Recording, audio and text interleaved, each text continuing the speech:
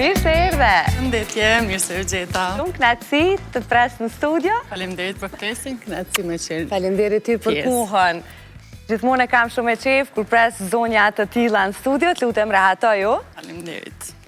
Sepse i vlerësoj shumë, sidomos për profesionin, pra mjekët dihet, pra, e themi shpesh edhe nuk lodhem duke e thonë që është misioni më fisnik që kemi, andaj kur arrin të jenë kaq të përmbushur edhe të balancuar në jetë, më bëhet shumë qefi, sidomos duke qenë grua, këtë se fshet dot. Si i kanë vikendet mjekët? A ekziston kjo ideja e planifikimit të një pushimi, apo vështirë deri në minutë fundit? Është pakës më vështirë mi planifiku, sidomos përgjegjësisë që e ki gjatë gjithë kohës për pacient. Gjithashtu roli si non pakës ta vështirëson pak që mos me qenë ajo bilanci mes punës edhe familjes, është pakës një përgjegjësi tjetër, po mundohemi, do më thonë me gjetë kohë për të dyjat. Sidomos, kur je non, besoj mandej qefet ose dëshirat se çka do të bëjmë këtë vikend, duhet qit një herë në votim në familje. Gjithsesi duhet vendosin një herë fëmijët. Kush fiton më së shpeshi? Fëmijët gjithmonë. Se dëshira e prindërve, do më thonë, është ajo gëzimi ose lumturia e fëmijëve gjithmonë del prioritet, kështu që fëmijët vendosin. Për të zgjedhur profesionin tënd, nëse e bëj si pyetje, e di që përgjigjen do ta marr që ka qenë një frymë e familjes, përkatësisht e babait, që të ka ndikuar në këtë rrugtim.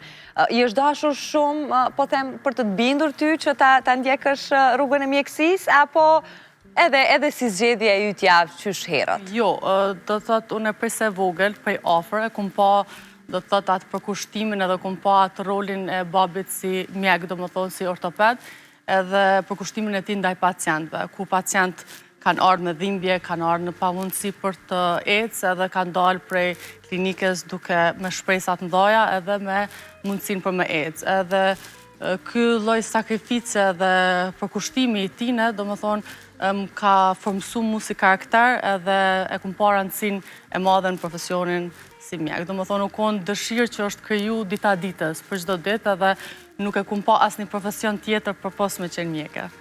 Pra, edhe duke qenë e vogël, syt tu kam pa njerëz me dhimbje të mëdha, të cilët janë drejtuar babait që ka qenë ortoped. Ortoped, po është ortopedi i parë, do më thonë, në Gjakov, ku ajo ka formu klinikën e ortopedisë. Edhe gjithashtu kontributi i tij më i madh ka qenë edhe gjatë luftës, ku ka qenë normalisht ndjekun prej forcave serbe, sepse ka qenë gjatë gjithë kohës tu i ndihmu njerëzit në nevojë, edhe pse i ka pas tradhmi të vegjël, do të thotë që kanë pritur në shtëpi, ai humanizmi i tij, do më thonë, i ka tejkalu ato nevojat personale, do më thonë që edhe ato frikat, do më thonë, për me qenë larg familjes. Qaj humanizëm më ka përcjellë dhe mu gjatë gjithë jetës.